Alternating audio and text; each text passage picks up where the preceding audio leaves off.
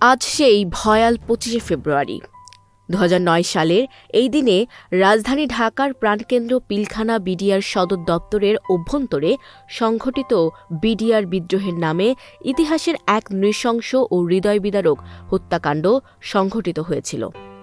নির্মম এই ঘটনায় দেশ হারায় ৫৭ জন বীর সেনা কর্মকর্তাকে, যারা ছিলেন এ জাতির শ্রেষ্ঠ সন্তান, দেশপ্রেম, শৃঙ্খলা ও আত্মত্যাগের উজ্জ্বল দৃষ্টান্ত।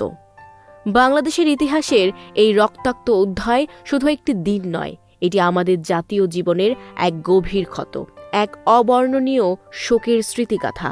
সেই হত্যাকাণ্ডে নিহত শহীদদের পরিবার পরিজনের জন্য এক অপূরণীয় ক্ষতি। সহকর্মীদের হারানোর বেদনা এবং জাতির সম্মিলিত শোক আজও আমাদের হৃদয়ে গভীরভাবে নাড়া দেয়।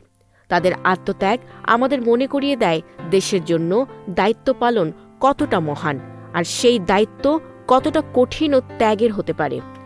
আজ এই শোকাবহ দিনে গভীর শ্রদ্ধা ও বিনম্র ভালোবাসায় স্মরণ করি সেই সকল শহীদ বীর সেনানীদের।